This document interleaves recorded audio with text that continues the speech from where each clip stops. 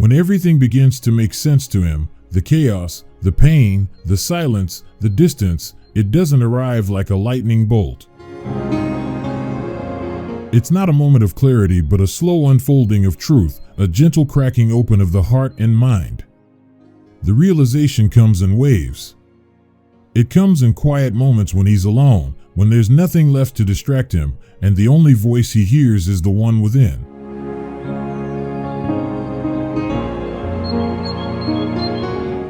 He begins to reflect. It wasn't immediate. It took time, more time than you thought it would. He had to leave, pull away, and create space between himself and the connection. And though that separation hurt you deeply, it also hurt him more than he ever admitted. But the pain had a purpose.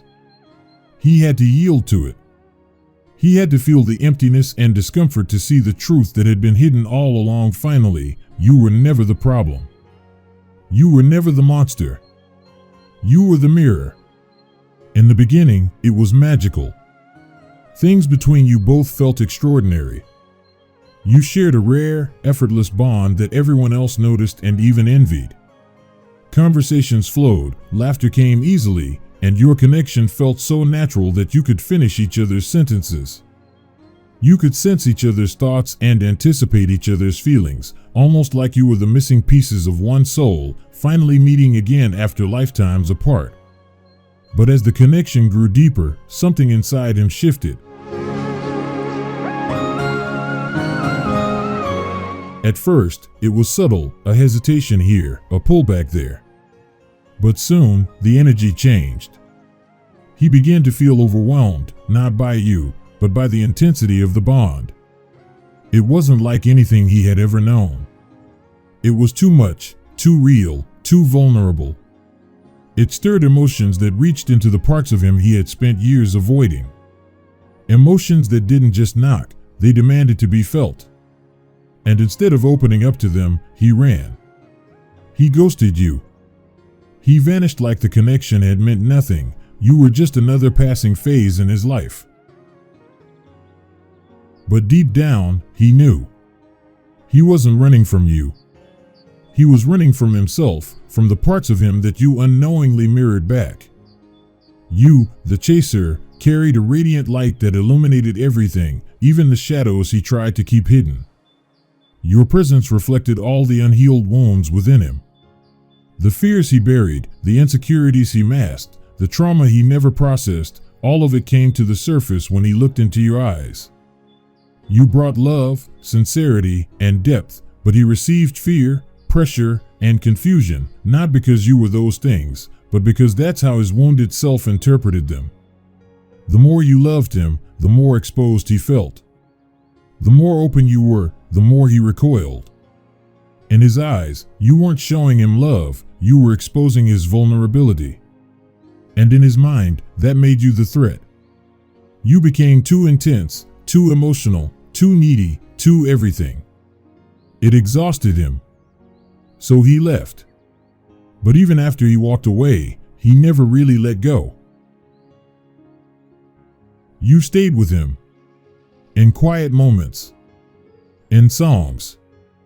In dreams. In the stillness of night.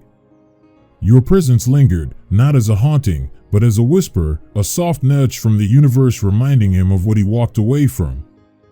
He began to notice the void, the lack of balance, the absence of the grounding energy you once brought into his life.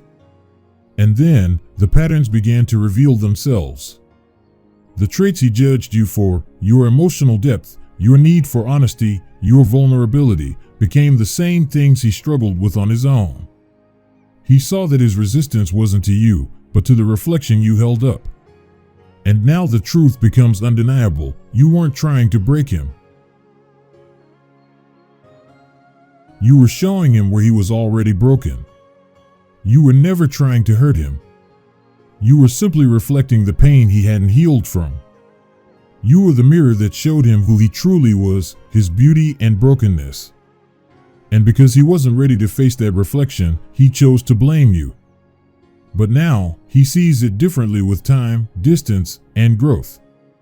He sees that your love was never an attack. It was an invitation. You never forced yourself on him. You never demanded perfection. You simply asked him to be real, to be honest, open, and present. You weren't trying to change him, you were trying to connect with the version of him that had always been buried beneath years of fear and shame. And now, after all this time, he realizes you were not the monster. You were the mirror. This awakening, this sacred moment of awareness, is pivotal in the twin flame journey, especially for the runner. Because once the runner sees the truth, they begin to do the work. The real work. The inner work. No longer do they project blame outward.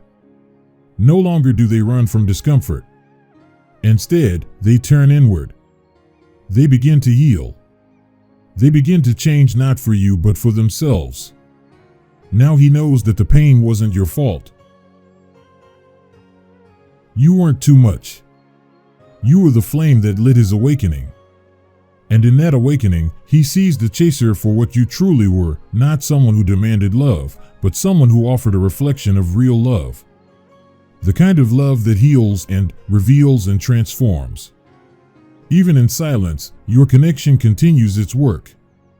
It breathes in the stillness and speaks in the absence of words. Because real connections don't die, they evolve. And now, he doesn't just remember you. He understands you. He understands that you were never trying to harm him. You were helping him find his way back home, not just to you, but to himself. You were the mirror, the trigger, the sacred reflection. And now, when he sees you, maybe in a memory, dream, or person one day, he no longer considers you a threat. He sees a gift, a guide, a soul partner. He sees love. He sees himself. And most importantly, he sees you clearly.